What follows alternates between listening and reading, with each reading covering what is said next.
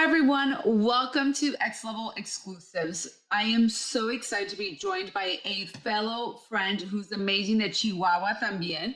Hola, my sweet friend Christina Almeida. Christina has done amazing work. She's a fabulous fashionista. You should be following her personal Instagram, but much more importantly, following her platform, Pildora.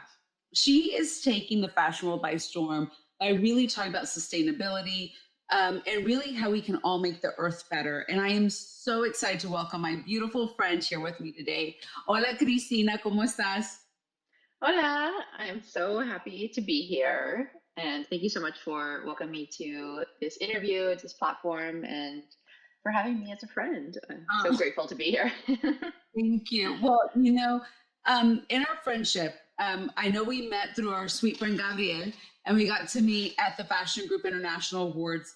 And when I met you, I was like, oh, she's just so unique and so beautiful. But then when you started telling about your company, and I even loved your business card. Even your business card is sustainable and can do something beautiful.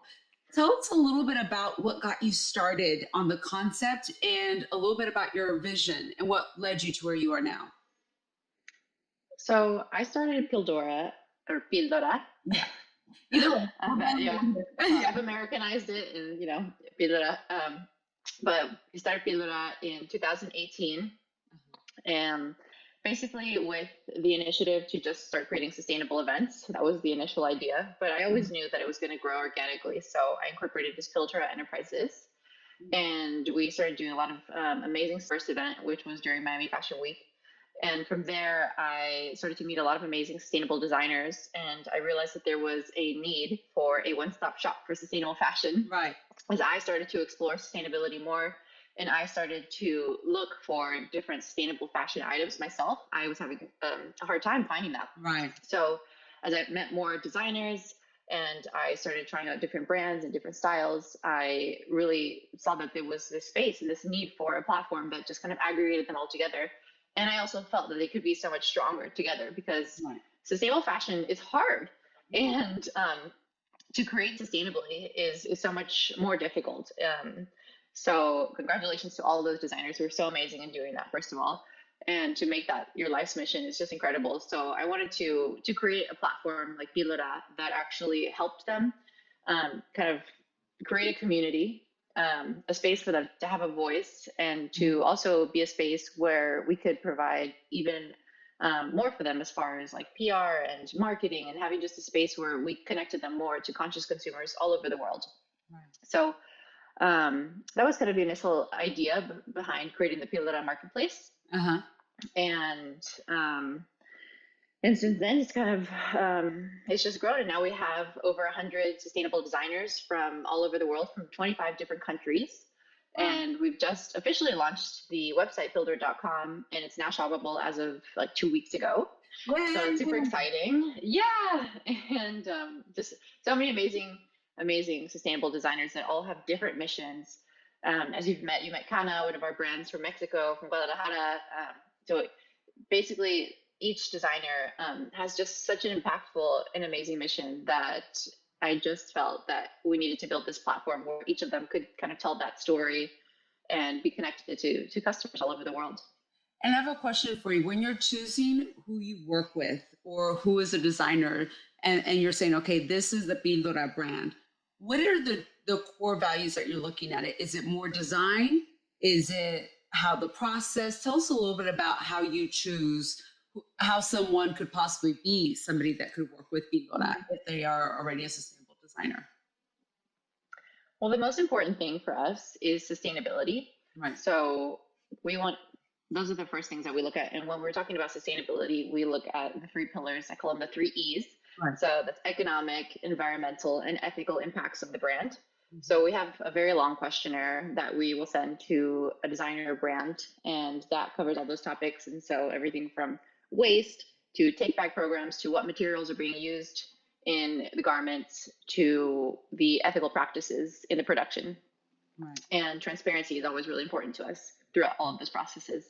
So that is number one most important thing. And then we are definitely now starting to look more at aesthetic and making sure that, these things are really shoppable, because another one of the missions that I had when I started Pildora was that I wanted to sort of eliminate the stigma that sustainable fashion and sustainability has in Mhm. general. So that's something that's really important to me as well, and to make sure that but this stuff is something that you can imagine having in your closet, and that's really where, like, to eliminate that stigma and show that this sustainable fashion is super stylish, very cool, and it's something that really you can incorporate into your wardrobe.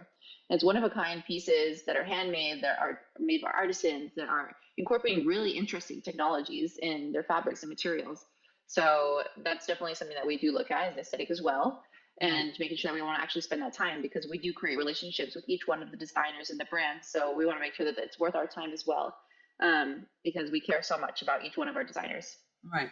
Which is beautiful because I think that what you're doing is bring consciousness, Yeah. just like sustainability has brought it, but you're really bringing that forth even much more so within the designers, because I love that you have your three E's. Because I think too many times when people think sustainable, they only think vegan, or there's sometimes forgetting, as you said, it's hard to make sustainable fashion. It can cost somebody twice as much, from what I Exactly. understand, to be able to create that garment. That's why you're paying for that. But that's also where your ethics come in, is you're paying somebody a livable wage to actually be able to create it, correct? Part of Pildora is to also, we try to create content and educate while we're entertaining.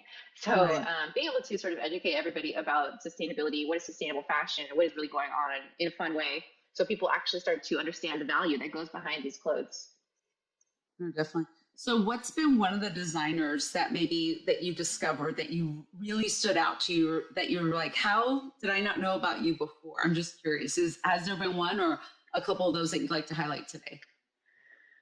Well, I'm wearing a bunch of some of them, Oh, yeah. and I have some right here. I can show you too. I mean, there's so many incredible designers that it's hard to pinpoint. But as you know, I love Kana, because any of the designers that are from Mexico are just have a special place in my heart. So, Yeah. Kana Project, I think, has an incredible mission, because they are, fighting against the machismo culture, and they're creating jobs for women in Guadalajara. So I love their purses, and they Yes. just came out with a new line where they are making it out of cactus leather, which I think is so Wow. interesting. And so that's from all made in Mexico. And then this actually jacket is from one of our brands as well, called House Dress. Oh, wow. And I absolutely love, and it's very interesting, like detailing. It's organic cotton, Uh-huh. and it's actually reversible, which I love about a lot of sustainable fashion, is Oh, that yeah. sometimes it's all about functionality too. It's like different ways to find to use your clothing. Oh, love that. And yeah, and Pildora, we also have a bunch of really amazing jewelry that we have added to the website this year. I'm actually wearing some of it as well. So this is a brand called Kind Karma. Oh, Yeah, so this choker actually is. oh, it's beautiful. I love chokers. So, oh, it's Yeah. beautiful. And what I love about all the different brands, and like this, for example, came in the package with the name of the person who actually created the exact product. So it's just this Oh, personal. And every time I receive a package from any of the designers, always a handwritten note, and it's just an extra level of personal relationship that goes into receiving something from one of these brands or designers that just isn't available when you're buying from a really big brand. mhm. Right, because we found the personalization within it. So in Yeah. that process, because of that, to your point, what are your goals for your company in the next 3 to 5 years? Where do you see yourself? So I'm so happy right now that finally the website is shoppable, Yeah. because we've been trying to get there for a while. And so right now we're only shipping to the US, Uh-huh. although we have designers from all over the world. And so within the next 3 to 5 years, I would love to start shipping to Latin America Mm. for sure. I think it would be really great to get some of this to Mexico, Right. and then expand to Europe, because actually over half of our designers are in Europe already. So it's definitely a great place for sustainable fashion. Right. So we definitely have that as part of our expansion plan and our growth, and to continue to grow the company, and to just spread the word on sustainability, and to actually start to really make an impact with our content, with our education, to create some more initiatives where people really feel like the community is growing, and like we're actually making a difference together. So No, definitely. that's really the plan. Well, I think those are great goals to have. And I'm going to kind of work a little bit backwards, because we start with where you see yourself. But you launched your company in 2018. and creating that concept. I'm curious as to where did that vision begin? Were you like this as a child, or was this something that came into your mind? I would love to know a little bit about how you came to this beautiful concept that you have before us. Yeah, so I think my passion for the planet definitely sprouted when I was young. I also always felt like an entrepreneur since I was a little girl. Like when I was 5 years old, I was telling my mom, I'm going to start a company. And probably because I saw my dad, had a company. And so Right. I was kind of surrounded by entrepreneurs and that sort of drive that I really, really love to see. And my dad being around him, working his business. And so I was like, I'm starting a company when I'm older. I'm not going to work for anyone else ever.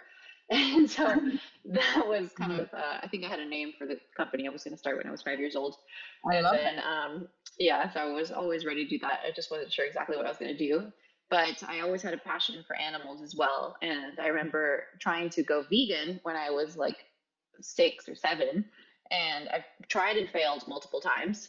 And so at that time, there was less options for going vegan and for not eating meat. But I remember buying these like tofu dogs, and then like I was trying. I really have always been passionate about the planet in different aspects, and wanting to kind of take a stand for the things I believe in. I guess my passion just continued to grow as I got older, and even in school, actually, where I went to school, we had a class on composting, which I distinctly remember, which was one of the most fascinating things to me. And I really connected with that teacher. So I remember these like very pivotal moments through my life where I kind of started to slowly get introduced to sustainability, even though I was living in Texas. And then eventually I moved to LA. And I feel like when I lived in LA, I was definitely much more exposed to a sustainable lifestyle. People are like much more sort of woke there. Yeah. Yeah. And then I moved to New York City, where I got my master's at Parsons. And there was sustainability really ingrained into our program, where I got to see it more on a business level. At which point I decided that I wanted to start my company, actually in the midst of the master's programs when I started the company, which was great because I got to have so much feedback from my peers in school and even the professors. So yeah, I think one other aspect was basically the fact that I am originally from Mexico, and something about growing up in Chihuahua. Yeah. I think just being kind of surrounded by desertous lands and like tarumaras, and seeing this sort of artisanal craft from a young age really like ingrained something in me that just kind of, I think, made me forever sort of different, and kind of have a deeper understanding for people and a deeper understanding for the lands. And really being kind of growing up next to indigenous peoples like Tarumaras, where they have such a deep appreciation for just the natural land and just farming and agriculture, I think just really, it really affected me from a young age, and I didn't even know. And as I grew up, I think that was just forever kind of ingrained in me, and those memories were really impactful. So it's interesting that you say that, because I remember being a child and growing up and going to Chihuahua, La Capital, and seeing the taromaras. And yes, I had Barbies as well, but I loved my dolls, que hicieron los taromaras. They were just like treasures to me, because all my other friends also had Barbies, but there was something about something that a child would sell to you, and having a conversation with them, that you're right. I think that it makes a deep impact for us in how we treat human beings together, because it's not just about interchange of just buying something at a store. You're actually having a conversation with somebody and telling them, tell you a little story about what they did. I remember that. You're right. They are a culture that I respect highly because of their environmental practices. And I think, like many of us, saw Lorena, the documentary on Netflix about, the woman that runs in all the marathons as well. Yeah. And I'm like, I always think she's amazing, but I loved her line in there when I don't know if you saw part of the documentary, but they kept on saying her tennis shoes. And she goes, but why would I wear those? Those are everyone that wears those shoes instead of the sandals. In case anybody's seeing this that hasn't seen a documentary, that I do recommend. She goes, they're all running behind me. I'm running my sandals and I'm in front, so I don't need to wear tennis shoes. And it's just the simplicity Yeah. That just kind of reminds us all of how beautiful things can be when you just focus on what you do best, right? And Yeah. I will say, Cristina, one other question I had for you in Find Your Story, and it's beautiful and good for you for divine timing. I'm starting your company while you're at Parsons, and you give the best advice possible while you're a master. So no wonder it's a success. It's one of the best schools. Is if you could give a piece of advice to somebody that's either has an idea, because you're also launched this, let's be honest, during a pandemic. You and I worked together on a project that we were like, okay, let's figure this out. And I think the first week of the pandemic, we're like, somehow we're just gonna go. And you were so kind and so patient with me and with our artists and trying to figure those things out. But what I have seen in your posts, and I think I would say the same thing for myself, is that you're holding to being grounded, and you're going through it, but we're not afraid to show our emotions when we've had to, just like everybody else. Yeah. What piece of advice would you give somebody? Because you're launching a website that's, yes, shoppable, but in the middle of what's been a pandemic, yet you are growing success. I've seen your followers increase. I've seen your Pildora channel, all of your content grow. So that's amazing success. Good for you. But what would you advise them? Yeah, I think honestly, I was thinking about this today, and I feel like it's all really about perspective and your outlook on life. Because I think you can look at the situation right now as being really negative, as being, not a good time to start anything, and that can really get you down. But at the same time, you can also choose to look at it in a really positive light and be like, actually, this is a time for opportunity. Right. And from a business perspective, you can look at it like there is a lot of space actually being created. Right. Because unfortunately, a lot of businesses are actually, not going to continue to function during this time. But at the same time, there is space being created for new ideas, for innovation, for opportunities. Problems are arising during this time, which also means we need problem solvers, Right. So I think actually it's the best time to launch something new right now, if you can, to think of a new idea, to innovate, to get together with some people and think about how can we solve these problems that are arising, these new problems that the world has never faced before, because we haven't, these generations that are here right now, we haven't actually faced the pandemic before. Right. So it's actually one of the greatest moments if you are an entrepreneur, if you are thinking to create something, and maybe it takes actually just readjusting it, rethinking a little bit, because everything has changed. But if you are ready to pivot, if you can be open to maybe reinventing your ideas, reinventing yourself, it could be the greatest moment to do so. Just don't be afraid. Right. And think about. I think that what you're saying is so true. It's about perspective, and it's about not getting lost in it. So I'm curious, how do you not get lost in it? What do you do for yourself every day? And I think that's also a very important point. And I have honestly had moments where I felt almost lost, or maybe I was lost for a minute. But I think, the important thing though that I realized, because I have been through things in my life before. I mean, I had problems with addiction, and I had problems myself where I went completely lost. Luckily, that has put me in a place where I know the tools that I have in order to bring myself back. And for me, that is a daily practice. So that for me looks like journaling. That for me looks like yoga and meditation. So when I'm feeling lost, I really know that I need to come back to a yoga practice and make sure that I am finding a way to connect with my body and really to activate my spirit and my mind. And actually at one point at Pildora, we were having a meeting, and we decided to, which I have to say was inspired actually by Package Free, which is another really amazing brand. But basically, we decided that we were going to find a way and kind of check in with each other just when things got kind of really heavy with the pandemic, which find a way to activate our mind, our body, and our spirit every day, write it down, and then share with each other what we were doing on a daily basis.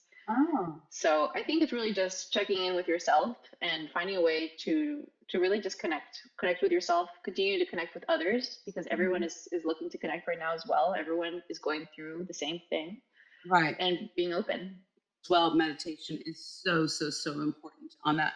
And on that note, because I know we have to end here in a little bit, what's your favorite way to meditate? Do you meditate it through, do you like some that actually have some audio to go with it? Do you just like music? I'm just curious, because there are a lot of people who have never meditated before, And I always say, if we're going to start something new, let's learn from who else has done and is a success. Yeah. I'm curious for you.